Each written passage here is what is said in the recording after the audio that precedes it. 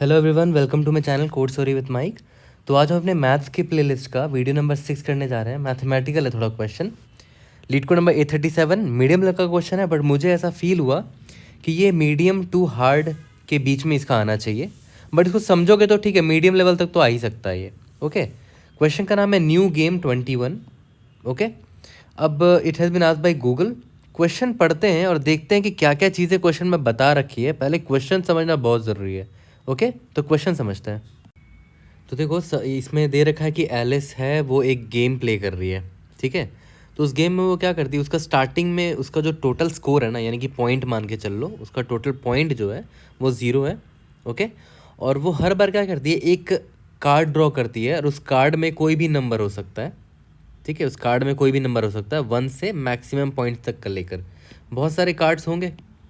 ठीक है, मान लेते हैं मैक्सिमम पॉइंट्स की वैल्यू अगर 10 है, तो हर एक कार्ड में या तो 1 लिखा होगा, या तो 1 लिखा होगा, या तो 2, या तो 3 एंड सो ऑन 10 होगा। तो ये कोई भी कार्ड कभी भी पिक कर सकती है। ठीक है, वही लिखा है and draws numbers while she has less than k points. तो जैसे मान लेते हैं वो कोई भी, जैसे मान लेते हैं उसने उसने इस कार्ड को पिक किया। ठीक है, उसने इस कार्ड को पिक किया। During each draw she gains N integer number of points randomly from the range. For example, उसने अगर ये कार्ड पिक किया तो उसका पॉइंट में 2 ऐड होगा। नेक्स्ट टाइम उसने रैंडमली कोई भी कार्ड पिक किया तो हो सकता है उसका तो मान लेते 3 पिक किया तो उसका आंसर में 3 ऐड हो जाएगा। ठीक है, और उसको वो तब तक गेम खेलेगी जब तक उसका टोटल जो पॉइंट्स है ना, टोटल पॉइंट्स है वो लेस देन k है, तब तक खेलेगी। And as soon as her total points becomes greater than or equal to k, वो गेम को स्टॉप कर देगी। वो यहाँ लिखा हुआ है, गेम को यहाँ स्टॉप कर देगी वो। ये चीज़ तो क्लियर हो गई।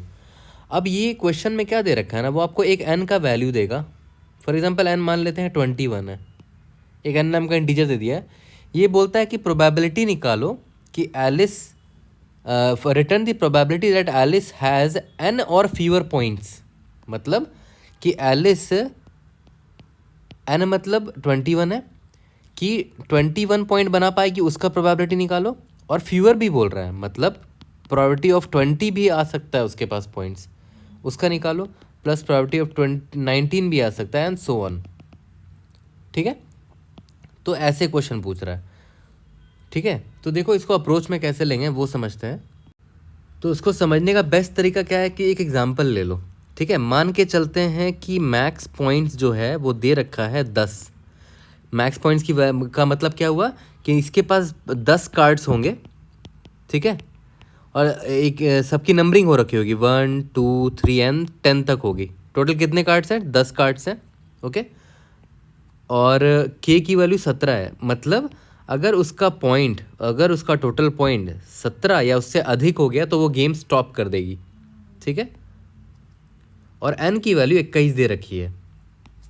इसका मतलब क्वेश्चन में पता है क्या पूछना चाह रहा है आपसे, कि p ऑफ 21 निकालो, प्लस p ऑफ 20 निकालो, प्लस p ऑफ 19 निकालो, प्लस p ऑफ 18 निकालो, प्लस p ऑफ 17 निकालो।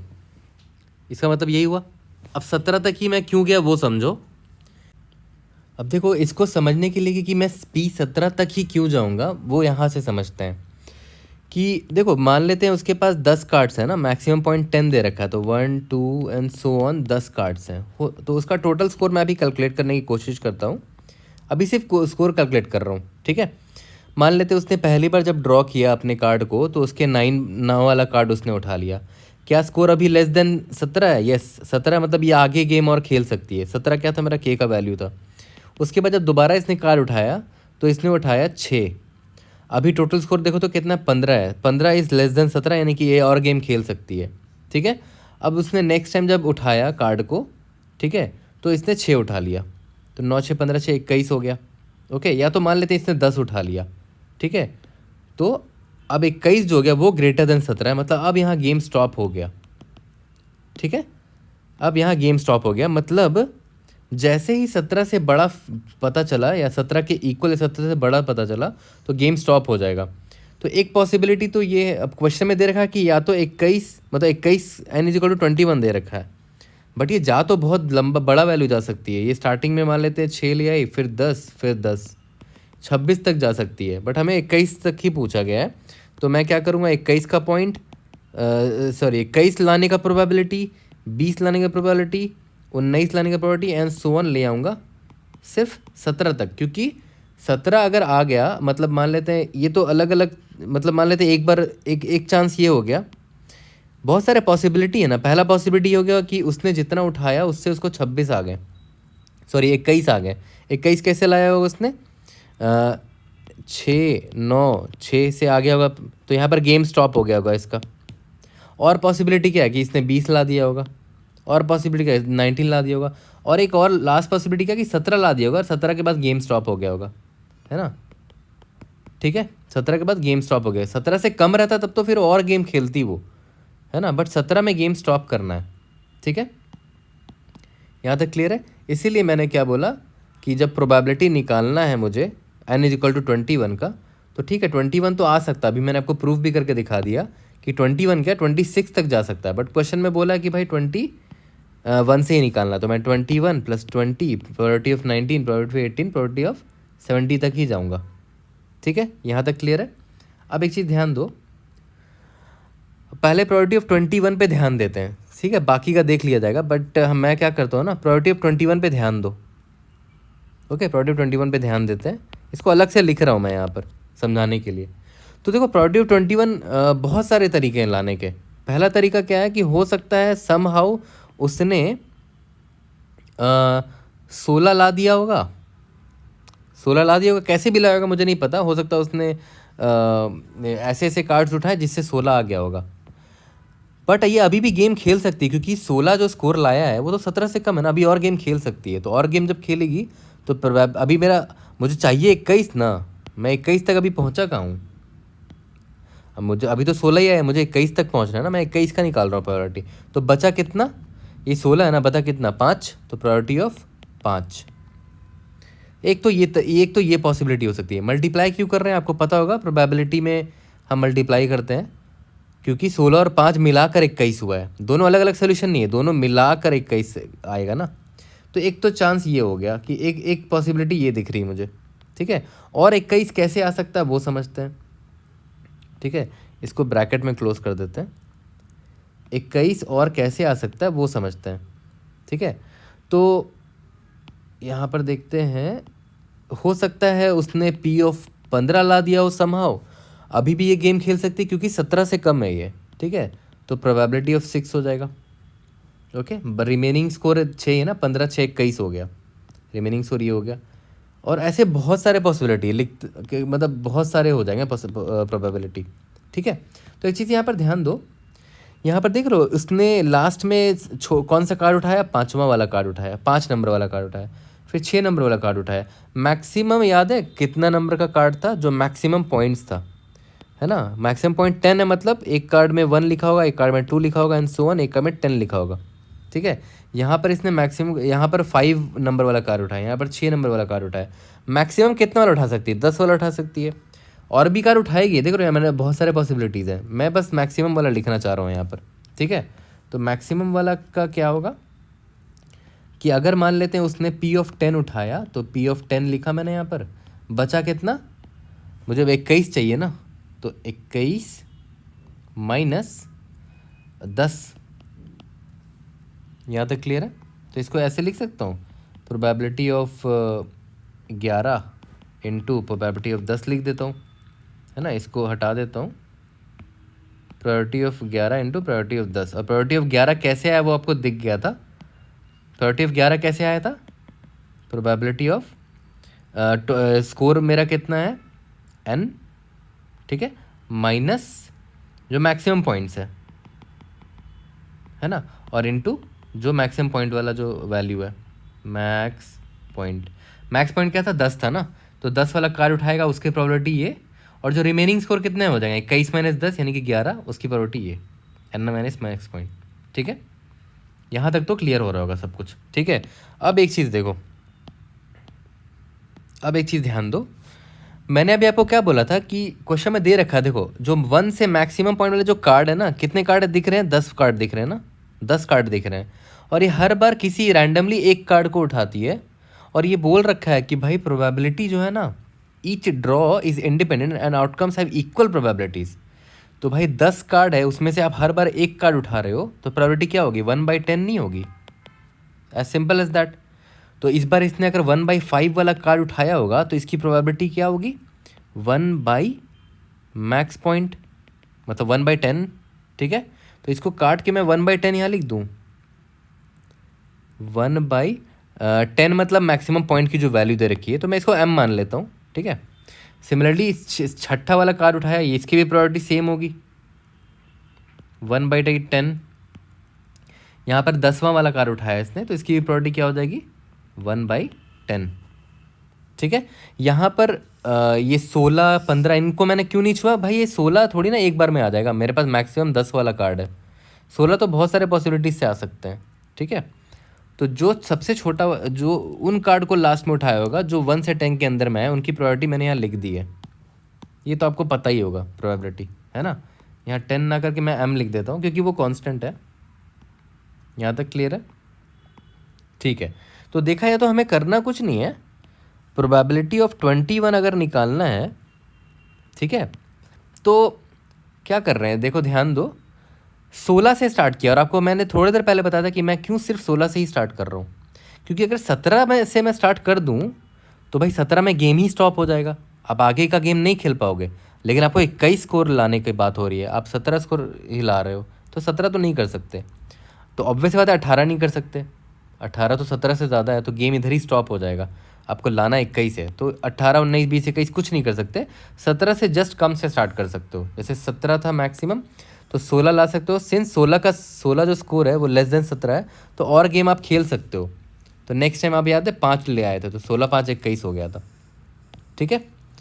यहाँ तक क्लियर हो गया। लेकिन देखो कहाँ से स्टार्ट कर रहे हैं, देखो ना 16 मतलब क्या हुआ, k-1 से स्टार्ट कर सकते हैं, क्योंकि k ही ला दोगे तो गेम वहीं पर ख़त्म हो जाएगा, आगे नहीं बढ़ पाओगे। तो वही मैं बोल रहा हूँ कि मैं जो है ना p ऑफ k-1 से स्टार्ट करूँगा, ये तो k-1 ही तो है, इनटू 1/m है, plus p of k-2 into 1/m है, एंड सो ऑन। तो p ऑफ 21 मैंने निकाल लिया ऐसे करके, इसी तरह मैं p ऑफ 20 निकाल लूँगा, इसी तरह मैं p ऑफ 19 निकाल लूँगा, एंड सो ऑन। क्वेश्चन में क्या बोला है, n इज इक्वल टू 21 है, मतलब p of 21 plus p of 20 plus so on. याद है p ऑफ 17 तक कर रहे थे, मतलब k तक कर रहे थे, यही ऊपर बताया था आपको। तो बहुत सिंपल नहीं हो गया, मैं एक काम करता हूँ ना, मैं 1 से लेकर 21 तक का प्रोबेबिलिटी निकाल लूँगा, लेकिन मुझे k से 21 तक का चाहिए ना, तो मैं काम करता हूँ ना 1 से 21 तक का निकाल लेता हूँ, और k और उसको स्टोर कर लेता हूँ एक अरे में। एक अरे में मैंने क्या किया, 1 से लेकर पूरा 21 तक का प्रोबेबिलिटी निकाल लिया, यहाँ पर कुछ है, यहाँ पर कुछ है, यहाँ पर कुछ है, कुछ है, कुछ है, निकाल तो लिया। अब उसके बाद क्वेश्चन में क्या पूछा है, भाई मुझे k से 21 तक का चाहिए ना, मैं क्या करूँगा, मान लेते हैं यहाँ पर kth इंडेक्स है, तो k से 21 तक का आंसर जोड़ दूंगा, ये जाए भाड़ में, निकाल तो दूंगा बट मैं k से 21 तक का आंसर ऐड करके भेज दूंगा, क्योंकि मुझे वही तो भेजना ना, 21 k से लेकर 21 तक का आंसर भेजना है। यहाँ तक क्लियर है। तो देखो इसका कोड कैसा दिखेगा, मैंने क्या बोला कि मैं 1 से लेकर int i is equal to 1, i is less than equal to 21 क्या था मेरा, n था, तो मैं n लिख दे रहा हूँ, i प्लस प्लस, मैं सबकी प्रोबेबिलिटी निकालना स्टार्ट करता हूँ, ठीक है। प्रोबेबिलिटी का जो अरे है उसका नाम p रखते हैं, ठीक है। तो अब ऑब्वियस सी बात है, जीरो बेस्ड इंडेक्सिंग होती है, तो मैं पहले तो बता देता हूँ कि प्रोबेबिलिटी ऑफ i का मतलब क्या हुआ, कि it is the probability of getting score is equal to i, यही मतलब था इसका। अब ज़ीरो बेस्ड इंडेक्सिंग है ना, मतलब ऑब्वियस सी बात है, जब अब ये ज़ीरो होता है ना, यहाँ पर ज़ीरो से स्टार्ट होता है, तो p ऑफ ज़ीरो का मतलब क्या हो वो समझो, probability of getting score is equal to 0। अब एक बात बताओ, उस बंदी ने 0 से ही स्टार्ट किया था गेम को, ये रहा यहाँ लिखा हुआ है साफ साफ, 0 से ही स्टार्ट किया है गेम को, तो ऑब्वियस सी बात है, और उसके पास ऑलरेडी स्कोर 0 है, तो प्रोबेबिलिटी 1 नहीं हो जाएगी, तो ऑलरेडी उसका स्कोर 0 हो रखा है, तो probability of 0 getting score 0 is 1, क्योंकि गारंटीड उसके पास स्टार्टिंग में स्कोर 0 1 है, ठीक है, उसका स्कोर जो है वो 0 है, ओके। तो p of 0 is equal to 1, तो ये हमने कर लिया यहाँ पर, ठीक है। अब बात आती है प्रोबेबिलिटी 1 से लेकर n तक का निकाल देते हैं, ठीक है, चलो निकालते हैं। अब याद है किसी भी नंबर का प्रोबेबिलिटी निकालना होता था तो याद करो ऐसे लिखते थे उसको, ठीक है। तो मैं आई मान लेते हैं आई इज इक्वल टू 21 है मान लेते हैं, तो उसकी प्रोबेबिलिटी निकालते हैं ना, याद करो कैसे निकालते थे। For int j is equal to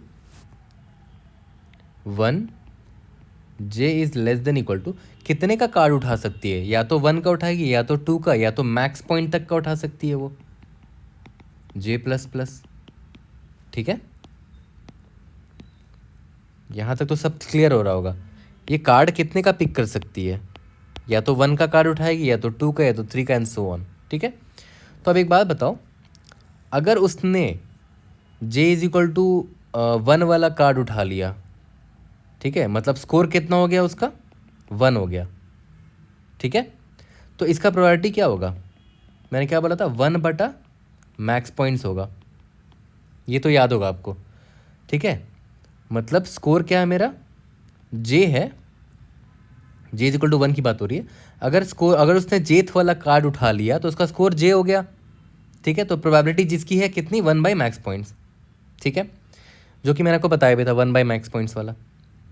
और बचा हुआ रिमेनिंग स्कोर कितना है, हमें लाना कितना है, आई लाना है। रिमेनिंग स्कोर कितना हो जाएगा, आई माइनस जे। थोड़ी देर पहले ये तो बता रहा था कि भाई जे जो एक कार्ड उठाएगी ये, उसका तो प्रोबेबिलिटी पता ही है हमें जे स्कोर का। अब बचा हुआ रिमेनिंग स्कोर कितना है, आई माइनस जे, उसकी प्रोबेबिलिटी कितनी हो जाएगी, प्रोबेबिलिटी ऑफ आई माइनस जे, ठीक है। मान लेते हैं प्रोबेबिलिटी ऑफ आई माइनस जे है। तो अब देखो ध्यान दो, यहाँ पर मैं क्या बोल रहा हूँ कि प्रोबेबिलिटी ऑफ आई क्या होगा वो देखो। प्रोबेबिलिटी ऑफ आई की वैल्यू जो ऑलरेडी हो रखी होगी, plus probability of I minus J into 1 by max points, या तो इनटू ना करके बटा मैक्स पॉइंट्स। यहाँ तक सब क्लियर लग रहा होगा, ठीक है, एज सिंपल एज दैट।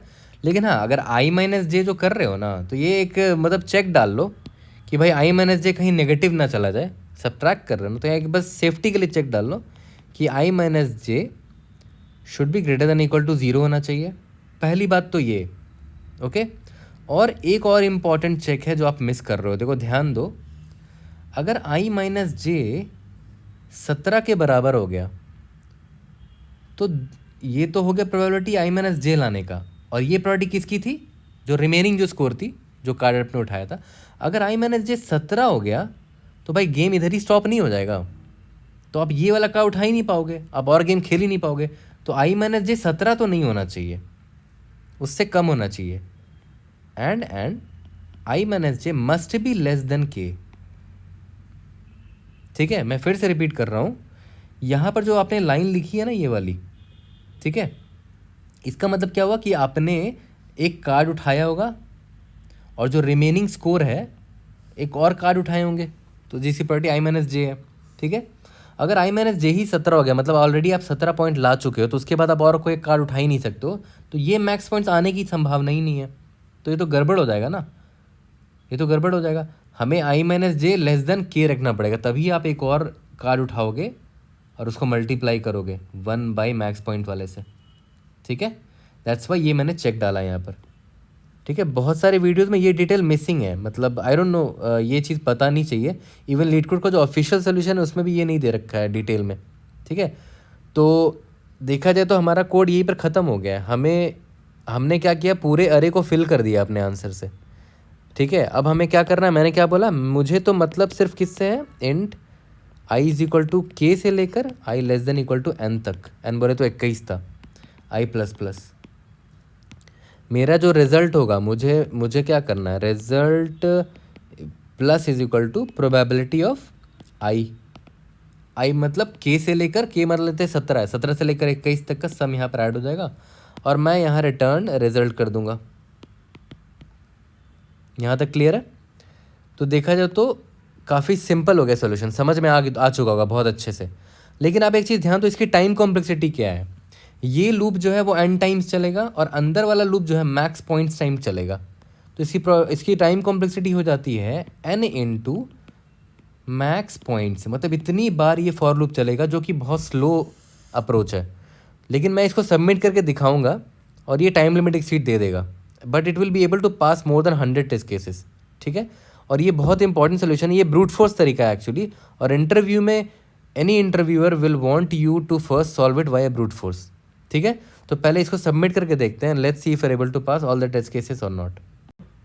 तो चलो इसका कोड करते हैं बिल्कुल अपने ब्रूट फोर्स अप्रोच से, जैसे बताया था। मैंने क्या बोला था कि सबसे पहले तो मैं एक वेक्टर ले लूँगा जिसमें मैं सारे प्रोबेबिलिटी स्टोर कर लूँगा, ठीक है, 1 से लेकर 21 तक का, ठीक है। और स्टार्टिंग में सबकी प्रोबेबिलिटी अभी 0.0 होगी, ठीक है। और यहाँ पे मैं लिख देता हूँ कि पी ऑफ आई का मतलब क्या होता है, it is the probability of getting score is equal to I, ठीक है। अब याद करो मैंने बोला था ना पी ऑफ 0 1 क्यों होगा, क्योंकि स्टार्टिंग में she already has the score is equal to 0 initially, तो ऑलरेडी इसके पास स्कोर 0 है, तो प्रायोरिटी 1 ही होगी स्कोर 0 लाने का, राइट, ठीक है। अब मुझे क्या करना है, for int i is equal to 1, i less than equal to n i plus plus, सबकी प्रायोरिटी निकाल देता हूँ, बट मुझे एक्चुअली के से लेकर एन तक की प्रायोरिटी चाहिए, बट मैं निकाल सबका देता हूँ, ठीक है। तो पहले तो आई का प्रायोरिटी निकालते हैं। फॉर इंट वो कौन सा कार्ड उठाएगी, जे इज इक्वल टू 1, जे ना दे के मैं कार्ड लिख दूँ यहाँ पर, कार्ड कौन सा कार्ड उठाया उसने, card is less than equal to max points वाला तक जा उठा सकती है, कार्ड प्लस प्लस, ठीक है। अब देखो मैंने क्या बोला था कि प्रोबेबिलिटी ऑफ स्कोर की वैल्यू क्या है, कार्ड, कितनी प्रोबेबिलिटी इसकी, 1 बाई मैक्स पॉइंट्स, ये तो आपको पता ही है, 1 बाई मैक्स पॉइंट्स है ना, total max points number of card है, उसमें से आप एक कार्ड उठा रहे हो, तो 1 बाई मैक्स पॉइंट प्रोबेबिलिटी होगी। रिमेनिंग स्कोर क्या है, रिमेनिंग स्कोर क्या बच गई, ठीक है, रिमेनिंग स्कोर बच गई आपकी आई माइनस कार्ड की जो वैल्यू है, ठीक है। और इसकी अगर प्रोबेबिलिटी निकालनी है तो P of I minus card, ठीक है। तो मैं वही बोल रहा हूँ, अगर प्रोबेबिलिटी ऑफ आई निकालनी है plus is equal to P of I minus j, i minus card, और जो आपने एक और कार्ड उठाया 1 बाई मैक्स पॉइंट्स, या तो 1 बाई है ना, इसको ऐसे कर दो, यहाँ तक क्लियर है, ठीक है। ये हमारा काम खत्म हो गया। अब मुझे बस क्या करना है भाई, के टू एन तक का प्रायोरिटी ऐड करना है, बस क्वेश्चन में वही बोला है ना, एन और फीवर, ठीक है। हाँ, और एक चीज़ मैंने आपको यहाँ बताया था कि ये यहाँ पर चेक कर लो भाई, आई माइनस कार्ड जो है it should be greater than equal to 0, and सबसे ज़रूरी चेक कि I minus card should be less than K, क्योंकि अगर आई माइनस के कार्ड की वैल्यू के बराबर हो गई या तो के इक्वल हो गई, सॉरी के इक्वल या तो के से बड़ी हो गई, मतलब गेम आपका इधर ही स्टॉप हो गया, आप ये जो आप एक और आगे गेम बढ़ा ही नहीं सकते, है ना, आपको ये भी तो कार्ड चुनना होगा ना, ठीक है। तो it should be less than K, it must be less than K, यहाँ तक क्लियर है। अब मुझे क्या करना है, बस सारे का सम ले लेना है, accumulate begin of P plus kth index से, ठीक है, एंड ऑफ पी, सबका सम ले लो, इनिशियल सम क्या है 0.0, ठीक है। ये आप फॉर लूप भी लिख सकते हो, मैंने सिंपल सा STL यूज़ किया है, फॉर लूप ये ले लो, के से लेकर एन तक का वैल्यू का सम निकाल लो, ठीक है। और इसको सबमिट करके देखते हैं, let's see if able to pass all the test cases. पहले एग्जांपल टेस्ट केसेस देख लेते हैं, ग्रेट, इसको सबमिट करके देखते हैं। Most probably time limit exceed आएगा क्योंकि ये ऑप्टिमल सोल्यूशन नहीं है, ओके। देखो टाइम लिमिट एक्सीड आ गया, और देखो इसका कितने टेस्ट केसेस पास हुए हैं, it has passed 101 test cases pass हो गए। तो देखते हैं छोटा सा क्या ऑप्टिमाइजेशन यहाँ करना है, then we will be able to submit all the test cases. तो यार देखो इसको ऑप्टिमल इसका सोल्यूशन क्या होगा वो देखते हैं। याद करो मैंने ये एग्जांपल लिया था ना, तो एक काम करते हैं ना, मैं ड्रॉ करके दिखाता हूँ आपको कि अगर मुझे प्रोबेबिलिटी ऑफ 16 निकालना हुआ, ठीक है, प्रोबेबिलिटी ऑफ 16 निकालना हो, तो याद करो कैसे करते थे, प्रोबेबिलिटी ऑफ 15 इंटू 1/m, ठीक है, प्लस और क्या तरीका हो सकता है, प्रोबेबिलिटी ऑफ 14 इंटू 1/m ठीक है, या फिर probability of 13 into 1/m plus dot dot dot dot. याद करो कहाँ तक जाते थे, मैक्सिमम पॉइंट्स तक वाला कार्ड उठा सकते हैं। तो मैक्सिमम पॉइंट की वैल्यू क्या है, 10 है ना। तो प्रोबेबिलिटी ऑफ 16 माइनस 10 कितना हो जाएगा, 6 इंटू 1/m। याद करो यही थोड़ा देर पहले हमने सीखा था। ओके, अब आगे बढ़ते हैं, थोड़ा ध्यान देना। प्रोबेबिलिटी ऑफ 17 देखो क्या होगा, ठीक है। Probability of 16 into 1/m plus probability of 15 into 1/m plus probability of 14 into 14 छोड़ दो, डॉट डॉट कर देते हैं, जगह नहीं मिलेगा वरना, ठीक है। प्लस कहाँ तक जाएगा, मैक्सिमम पॉइंट्स 10 है ना, तो प्रोबेबिलिटी ऑफ 17 मैंने 10 7 इंटू 1/m, ठीक है। यहाँ तक क्लियर हो गया। अब एक चीज़ ध्यान दो, यहाँ पर 16 में ध्यान दो, 15 14 13, फिर यहाँ पर भी प्रोबेबिलिटी ऑफ 7 आया होगा इंटू 1/m, ठीक है, एंड सो ऑन 6 तक गया होगा ना, 6 तक गया होगा, ठीक है। अब एक काम करते हैं, P ऑफ 18 लिखते हैं। ओके, इसका क्या होगा वैल्यू, P ऑफ 17 होगा क्या, 17 नहीं हो सकता ना, 17 हो गया तो गेम ही स्टॉप हो जाएगा, K 17 दे रखा है।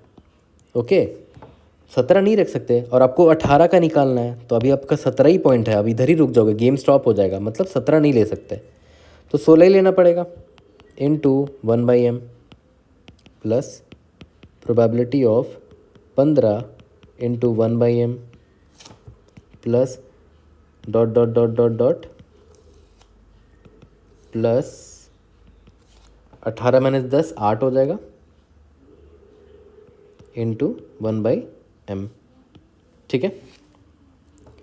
सिमिलरली P ऑफ 19 में क्या होगा तुम्हारा, P ऑफ 18 भी नहीं हो सकता क्योंकि गेम यहीं पर स्टॉप हो जाएगा, 17 में ही मुझे ख़त्म कर देना था गेम, या तो 17 से अधिक में, इसके बाद आप कोई कार्ड और नहीं खेल सकते, तो 19 तक पहुंच ही नहीं पाओगे। तो 19 का भी एकदम सेम होगा, 18 17 सॉरी 19 का भी वही होगा, यहाँ पर 18 नहीं हो सकता, यहाँ पर 16 होगा, फिर 15 होगा एंड सो ऑन, ठीक है।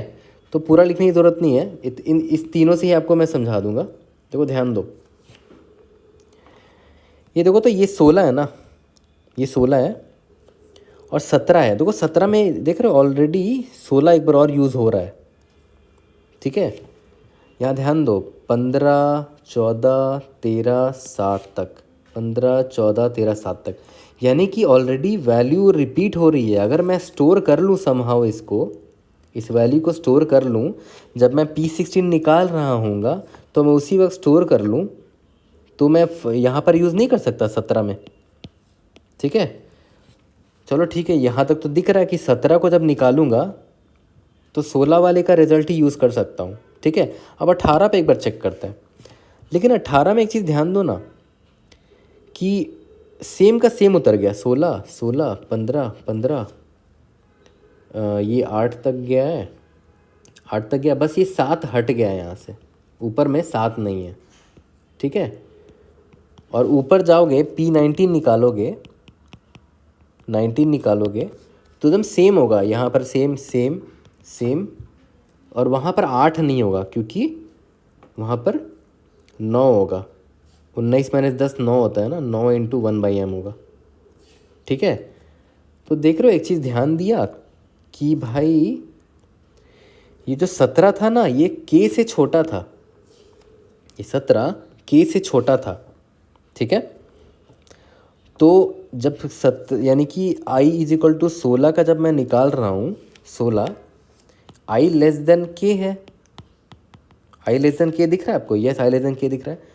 तो मेरा जो करंट सम, मैं एक सम मेंटेन करके रखूँगा ताकि वही सम मैं यूज़ कर सकूँ फ्यूचर में, तभी तो प्रोबेबिलिटी का सम एक वेरिएबल ले लूँगा, प्रोबेबिलिटी सम, इसको स्टोर कर लूँगा, यही यूज़ करते रहूँगा फ्यूचर के रिजल्ट्स में।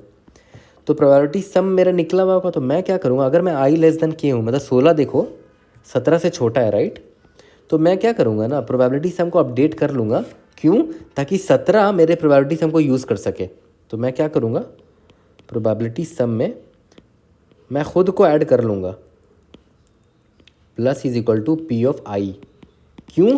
क्योंकि देखो पी 17 को मेरी ज़रूरत पड़ेगी, ये रहा, मैं अभी यहाँ खड़ा हूँ तो पी 17 को मेरी ज़रूरत पड़ेगी, ठीक है। और वहाँ पर 1/m कर लेंगे जब पी 17 में आएंगे, तो उसकी टेंशन मत लो। बट पी 17 को मेरी ज़रूरत पड़ेगी, ये रहा पी 16 यहाँ पर है, मैं यहाँ पर हूँ, तो मैंने क्या किया, अपने आप को ऐड तो कर दिया है, ठीक है। यहाँ तक क्लियर है? Okay, probability sum plus p i तो कर दिया।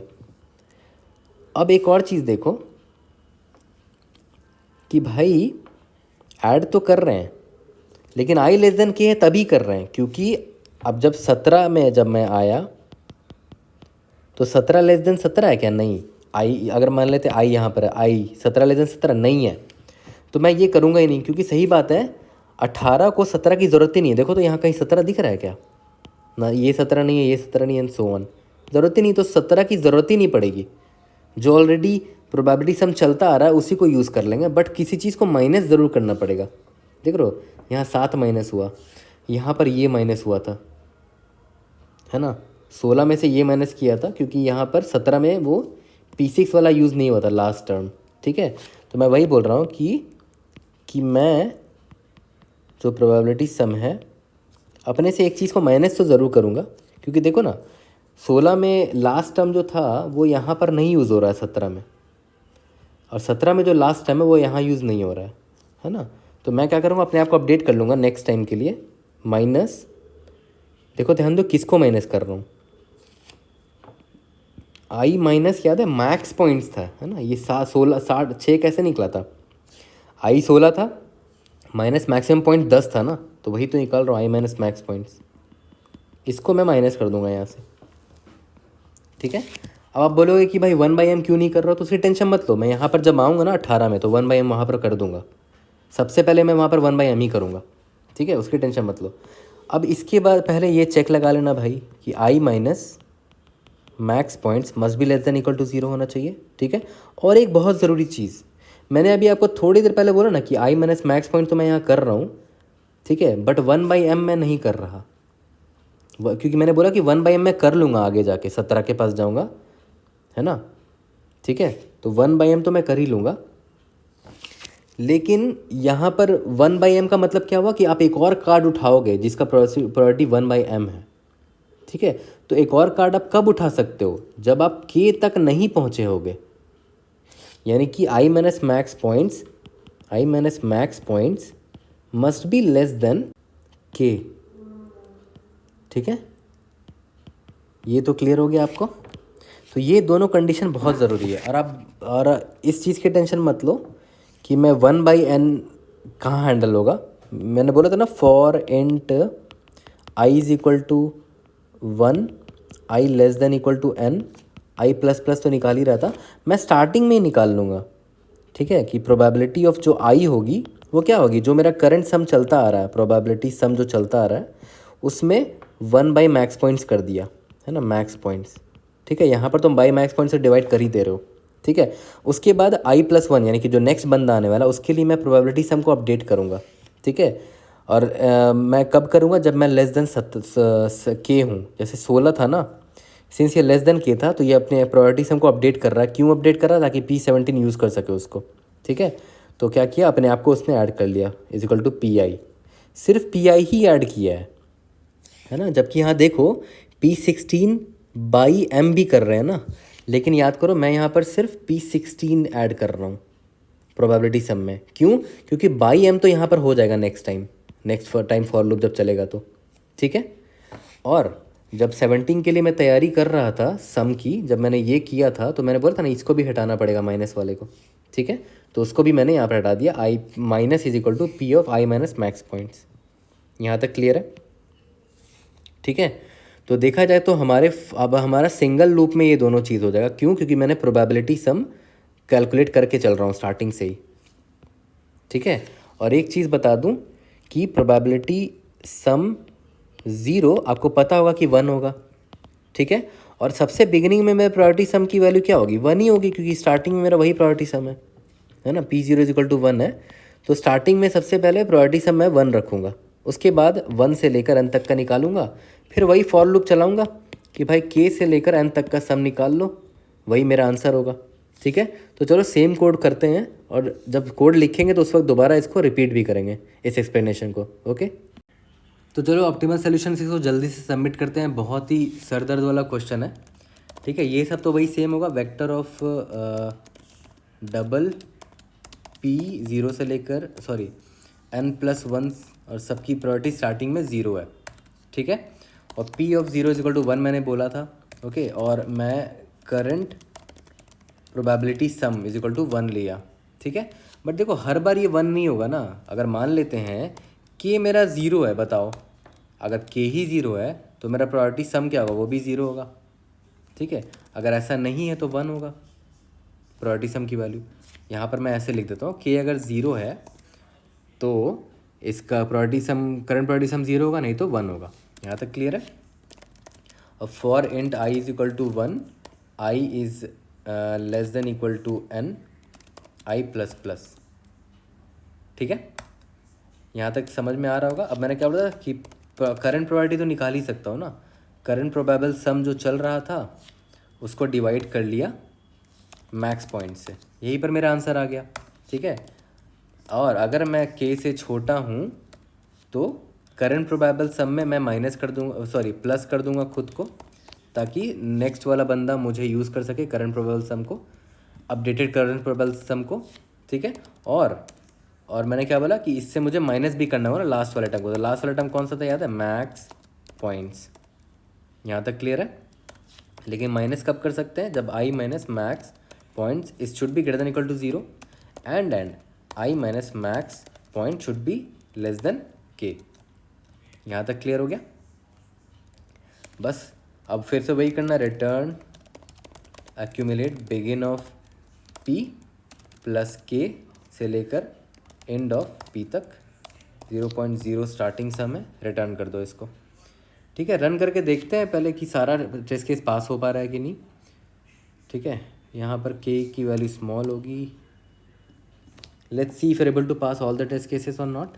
और देखो लीनियर टाइम कॉम्प्लेक्सिटी में बन गया है ना, बस एक फॉर लूप लिखा हमने, तो काफ़ी बड़ी इंप्रूवमेंट है और काफ़ी सरदर्द वाला क्वेश्चन टू बी ऑनेस्ट, और ये हमारा सॉल्व हो गया है। कोई भी डाउट होता है raise in the comment section, try to help you out. See you guys in the next video, thank you.